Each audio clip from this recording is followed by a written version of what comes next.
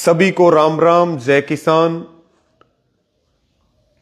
Live में सभी का स्वागत है और सभी जुड़े भी गए और इस लाइव को शेयर भी करें। और मैं बिना किसी देरी के सीधा जो महत्वपूर्ण बातें हैं, जो बातें आपके बीच में रखना जरूरी है, जो बातें सरकार, प्रशासन और आम जनता के बीच जाएं,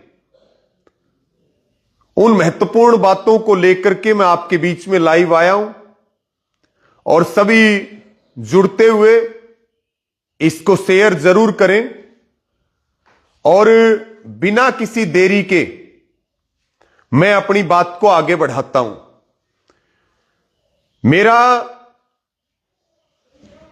सबसे पहले महत्वपूर्ण मुद्दा यही है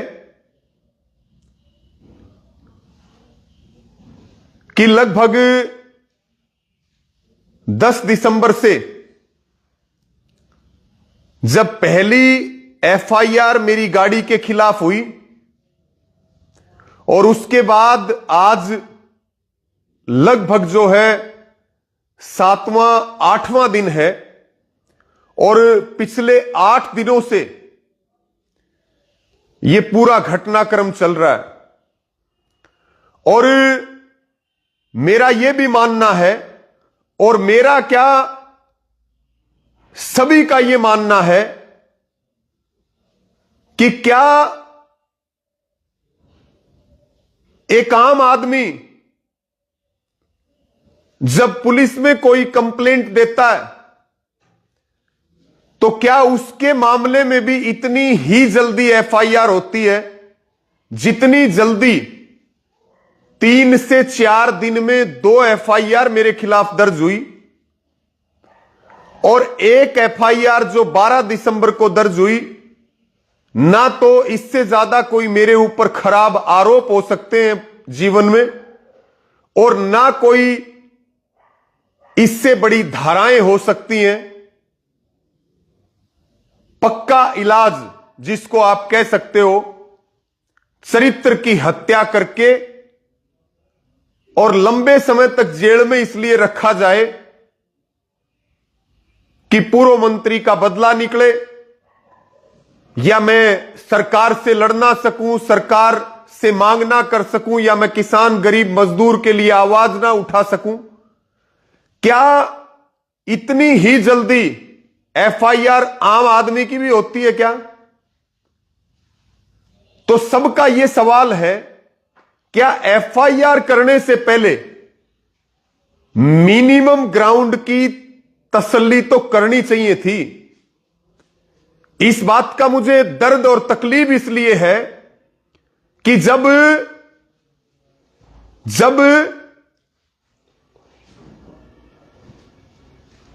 पुलिस के ऊपर भी मुसीबत आई तो हम बिना कोई लाग लपेट के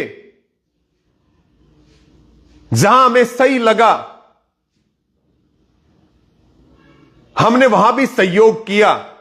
लेकिन क्या मिनिमम तथ्यों की तसल्ली के बिना एक व्यक्ति जो समाज में काम करता है, समाज में लड़ाई लड़ता है, उसके ऊपर इतनी गंभीर धाराओं में और इतने घटिया आरोपों में इतनी बड़ी एफआईआर?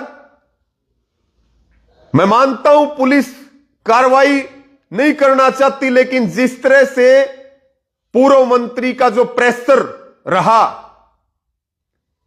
पूरे देश में, जिस तरह से मेरे खिलाफ एक माहौल बनाया गया या बनाया जा रहा है, मैंने सब तरह का त्याग करके संघर्ष किया। शायद उस संघर्ष की इतनी चर्चा नहीं होगी जितनी चर्चा इतने गंभीर आरोप लगाने पर। और कुछ मीडिया हाउसेस, प्रिंट और इलेक्ट्रॉनिक मीडिया ने तो कई जगह पे मुझे बलात्कारी और दुष्कर्मी तक कहा। शायद मैं जीवन में इसकी कभी भरपाई कर पाऊं। और ये दुख और तकलीफ कितनी बड़ी है। सब कुछ त्यागने के बाद एक सम्मान बचता है, और उस सम्मान के पीछे जिस तरह से जो किया जा रहा है, और मैं पहले ही इस बात को कह चुका था कि मेरा दोष पाए तो मैं फांसी की सजा का हकदार हूं। कोर्ट और पुलिस की कार्रवाई बाद में होगी, समाज मुझे फांसी पर लटका दे। मैं अपनी बात को आगे बढ़ाऊं क्योंकि यह महत्वपूर्ण लाइव है, और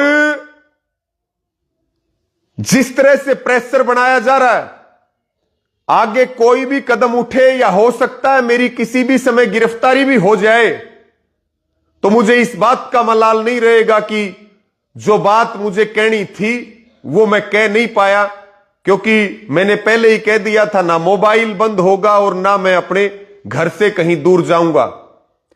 मेरे हालांकि लॉ के एग्जाम चल रहे थे, 3 एग्जाम मैं नहीं दे पाया।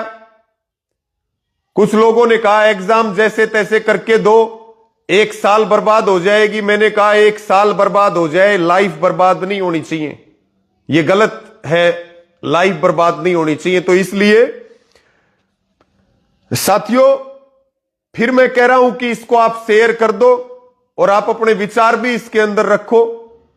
एक बड़ा विवाद, आपको पता है कि मेरे ऊपर जब इतनी गंभीर धाराओं में मुकदमा दर्ज हुआ, तो भाई मैं किसके आगे जाकर के रोऊंगा।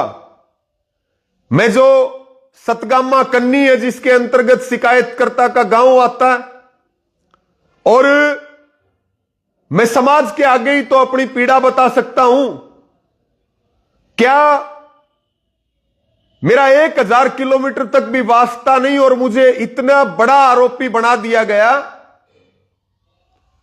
तो क्या मैं रो भी नहीं सकता क्या समाज के आगे, या मैं पंचायत के बीच में अपना दुखड़ा, अपनी तकलीफ बताऊं, उसमें भी किसी को परेशानी है क्या। जो महापंचायत के ऊपर जो विरोधी हैं, जो षड्यंत्रकारी हैं, जो नहीं चाहते कि यह आवाज जारी रहे, वो लोग महापंचायत को लेकर के अलग अलग कंफ्यूजन फैला रहे हैं, अलग अलग गलतफहमियां पैदा कर रहे हैं।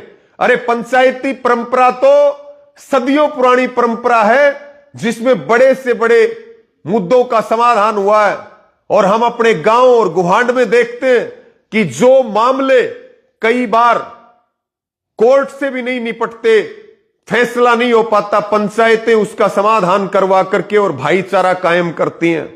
और मैं उसी परंपरा का व्यक्ति हूं। मैं कोर्ट की भी इज्जत करता हूं, लेकिन जो समाज की अदालत है उस पर भी मुझे बहुत भरोसा है, क्योंकि उसी समाज के लिए या उसी समाज को साथ लेकर के हम काम करते हैं। तो साथियों, महापंचायत को लेकर के एक तो यह कहना कि भाई एक तरफा फैसला दे दिया। सबसे पहली बात, जब 12 तारीख को मेरे ऊपर एफआईआर दर्ज हुई, 12 तारीख को मैंने सतगामा कन्नी को चिट्ठी दी, महापंचायत का निवेदन किया, तो कन्नी ने जो शिकायत करता है उसको नोटिस जारी किया था कि आप आइए महापंचायत में और अपना पक्ष रखिए, अगर आप सही हैं तो हम आपके साथ खड़े होंगे। और मैंने भी कहा था दूध का दूध और पानी का पानी होना चाहिए, और मैं न्याय की मांग के लिए वो आदमी आपके बीच में खड़ा है जो दूसरों के न्याय के लिए महापंचायत करता है, वो खुद उसी महापंचायत में न्याय मांग रहा है। तो कन्नी ने शिकायतकर्ता को बुलाया, लेकिन शिकायतकर्ता नहीं आया, और बल्कि पुलिस में कंप्लेंट दे दी गई कि मुझे महापंचायत में क्यों बुलाया जा रहा है। और फिर पुलिस की सिक्योरिटी भी दी गई, और फिर दबीस और ये सारी चीजें मुख्य लोगों के बावजूद इसके सारे महापंचायत में आदमी कम पहुंचे, महापंचायत को लेकर के अफवाहें फैलाई गई। उसके बाद सब खापों के चौधरी, किसान संगठन, मजदूर, दलित, महिला, सामाजिक संगठन और एक आम आदमी, एक किसान, 36 बिरादरी और सब वर्गों और धर्मों के लोग आए। उससे मुझे यह ताकत जरूर मिली कि मेरा समाज मेरे साथ खड़ा है क्योंकि मैंने कोई अपराध नहीं किया। और जब मेरा समाज मेरे साथ खड़ा है तो भले ही ये तंत्र मुझे फांसी लटका दे, मुझे कोई फर्क नहीं पड़ता। इसलिए मैं कह रहा हूं कि जिस हिसाब से दबाव बना रहे हैं, हो सकता है किसी भी समय मेरी गिरफ्तारी हो जाए, लेकिन मुझे इस बात की कोई परवाह नहीं है क्योंकि अब मेरा समाज मेरे साथ है, मैं उसके बीच में पाक साफ खड़ा हूं। और फिर मैं अपने समाज को यह कह रहा हूं कि भविष्य में भी मेरी कोई गलती निकले इस पूरे मामले में, तो भी मैं ये कह रहा हूं मैं फांसी की सजा पाने का हकदार हूं। मैं अपने स्टैंड के ऊपर इसलिए कायम हूं और कायम रहूंगा क्योंकि मैंने कोई अपराध नहीं किया। मैं इस पूरे मामले के 1000 किलोमीटर भी नजदीक नहीं हूं। तो एक तो यह कहना कि महापंचायत एक तरफा थी, बुलाया था शिकायतकर्ता पक्ष को लेकिन वो आए नहीं। दूसरी बात, एक विषय और चल रहा है, एक तरफा फैसला। मैंने अपने तथ्य रखे, अनिल ड्राइवर ने अपनी बात रखी, सिधनवा के सुरेंद्र सिधनवा ने अपनी बात रखी, उन लड़कों ने अपनी बात रखी, कमेटी बनी, कमेटी ने तथ्य जांचे, सारी बातें की और उसके बाद निष्पक्षता से 36 बिरादरी की महापंचायत और कमेटी में सब बातों का पटाक्षेप हुआ। और मैं कोई फर्जी क्लीन चिट नहीं दी मुझे। आज भी कह रहा हूं कोई मेरे ऊपर आरोप लगा रहा है, वो एक सबूत मुझे ला करके दे दे, मैं सारी जिंदगी उसकी गुलामी करने के लिए तैयार हूं और फांसी की सुल्ली पे चढ़ने के लिए तैयार हूं। तो ये कोई एक तरफा फैसला नहीं है। पंचायती परंपरा पे सवाल उठाना, जहां सुप्रीम कोर्ट तक भी पंचायतों को सम्मान, उनके फैसलों को सम्मान दिया जाता है, वहां खाप पंचायतों को बदनाम करना, यह भी एक बड़ा षड्यंत्र है। तीसरी बात,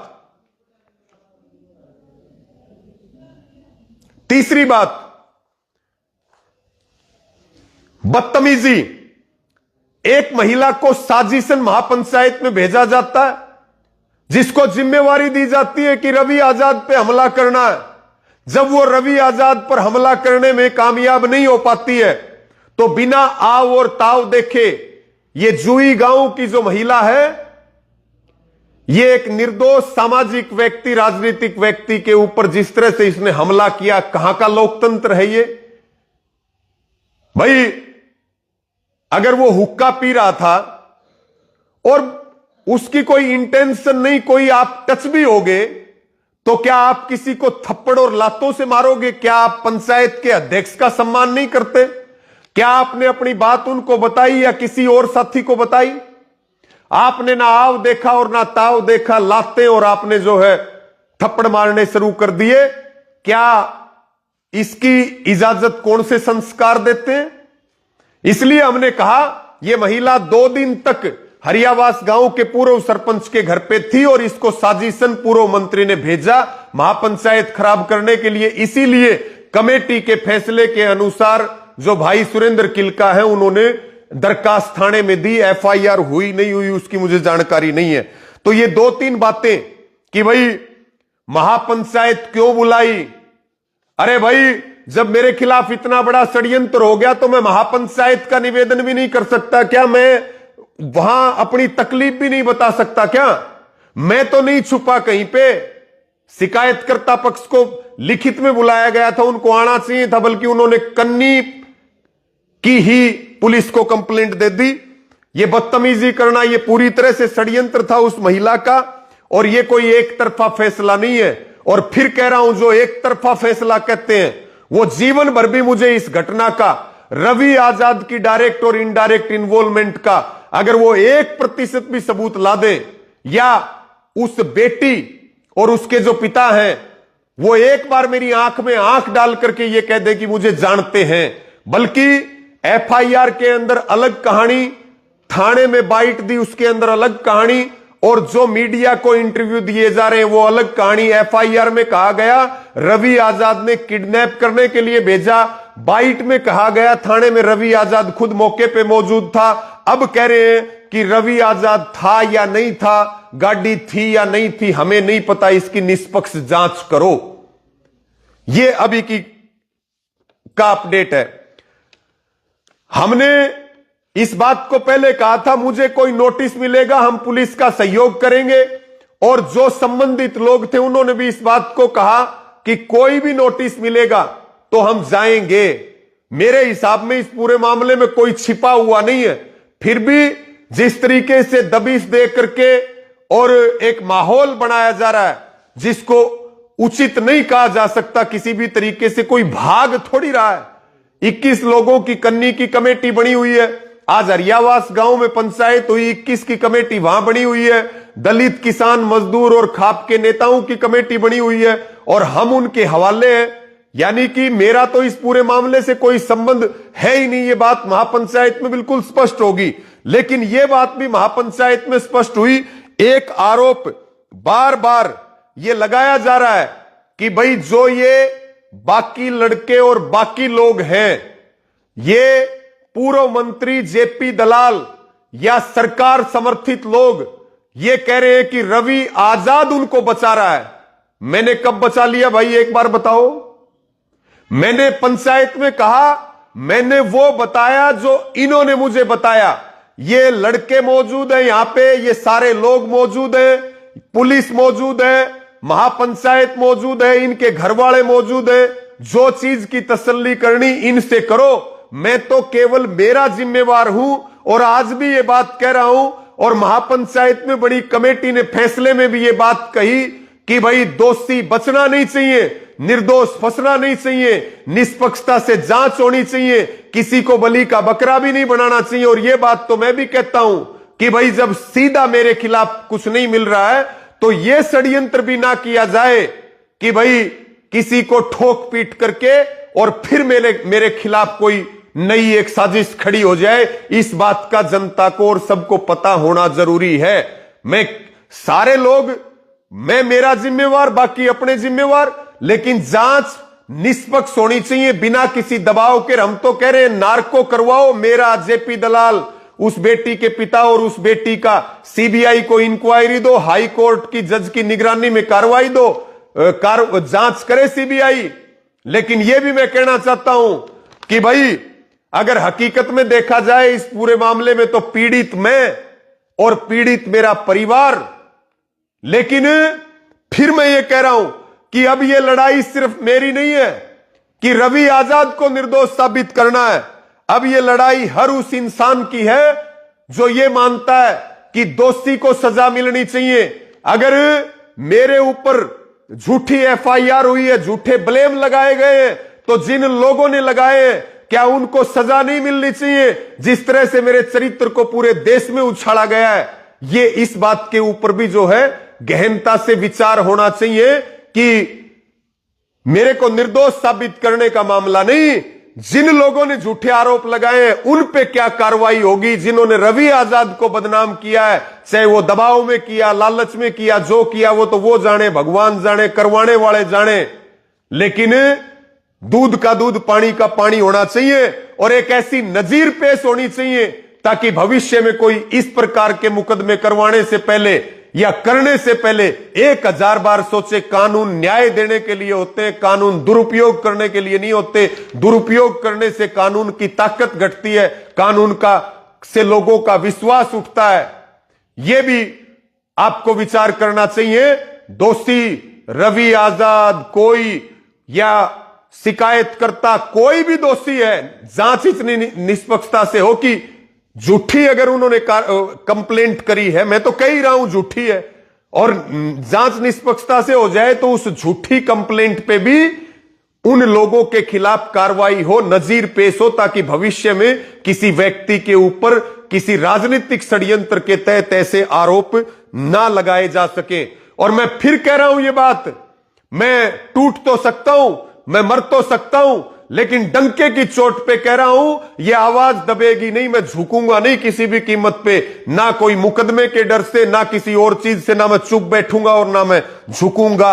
मौत के बाद कुछ नहीं है। मैं तो फिर इस बात को कह रहा हूं, आज जिस तरह के हालात चल रहे हैं, जिस तरह के 11 साल में मेरे साथ जो बर्ताव चल रहा है, आज मैं इस बात को फिर कह रहा हूं कि किसी भी जगह और किसी भी समय मेरे साथ कोई अप्रिय घटना घटती है या मेरी हत्या होती है, क्योंकि वो अंतिम कोशिश है, तो उसके लिए भी पूर्व मंत्री जेपी दलाल ही जिम्मेवार होगा। और सरकार और प्रशासन और मुख्यमंत्री भी इस बात का संज्ञान ले, क्या ऐसा व्यक्ति आपकी बीजेपी पार्टी और सरकार में होना चाहिए।